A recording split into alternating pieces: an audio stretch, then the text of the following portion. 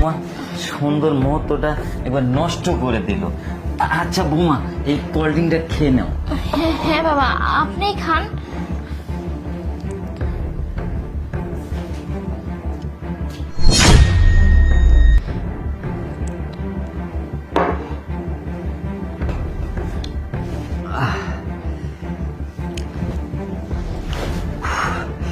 বৌমা আমার কেমন লাগতেছে। ও আচ্ছা, এখন আপনার কেমন লাগতেছে তাই না স্যার? দেখছেন ম্যাডাম, আমি আপনাকে বলছিলাম না যে উনি আপনার কোল্ড ড্রিঙ্কসে অন্য কোনো কিছু মেশাইছে, মানে নেশা জাতীয় কিছু মেশাইছে, যাতে করে আপনার পেটের বাচ্চাটা নষ্ট হয়ে যায়, আপনার অ্যাবর্শন হয়ে যায়। বুঝতে পারছেন? উনি আপনার ক্ষতি চাইছিলেন। দেখছেন আমার কথা মিলছে এখন? হ্যাঁ হ্যাঁ, আপনি তো সত্যি কথাই বলছিলেন। যদি এটা আমি খেয়ে বলতাম তাহলে তো আমার সন্তানটা মারা যেত। বাবা, আপনি কেন এই কাজটা করলেন? কি জন্য এই কাজটা করলেন বাবা আমার সাথে?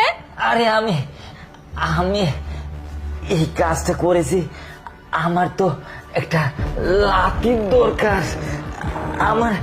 আমার মেয়ে মানুষ আমার পছন্দ না, আমার একটা লাঠির দরকার, যার কারণে। তাই বলে আপনি ওনার বাচ্চাটা নষ্ট করতে চাইবেন, ওনাকে মারতে চাইবেন? এত বড় ক্রিমিনাল কেন আপনি? ছি, এটা তো আপনারই বংশধর, ছেলে হোক মেয়ে হোক, এটা তো আল্লাহর দান। আপনি কেন তাকে মারতে চাইবেন? দেখছেন ম্যাডাম, আজকে যদি আমি ঠিক টাইমে না আসতাম না, তাহলে আজকে আপনার অনেক বড় ক্ষতি হয়ে যেত। সে বাবা, আমি আপনাকে নিজের বাবার মতো দেখি, আর আমার পেটে মেয়ে সন্তান দেখি আপনি চাইছেন আমার সন্তানকে মেরে ফেলতে।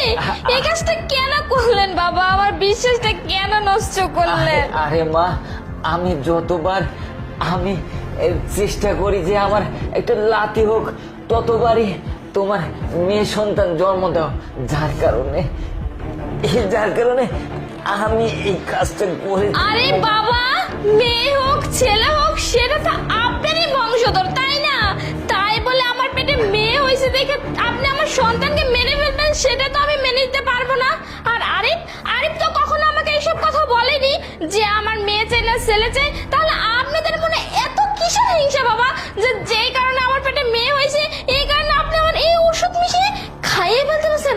উনি যদি টাইমে না আসতো তাহলে তো আমি তো এটা খেয়েই ফেলতাম, এতক্ষণে তো আমি মারাই যেতাম বাবা। ম্যাডাম, এত কথা বাদ দেন তো, আপনি আর ওনার সাথে থাকবেন না, আপনি আলাদা গিয়ে থাকুন, নাহলে উনি আপনাকে আবার মারার চেষ্টা করবেন। হ্যাঁ, আপনি একদম ঠিক কথা বলছেন। আমি এখনই বাইরে গিয়ে আরিফের সাথে কথা বলবো। আসুন ম্যাডাম, আসুন। বৌমা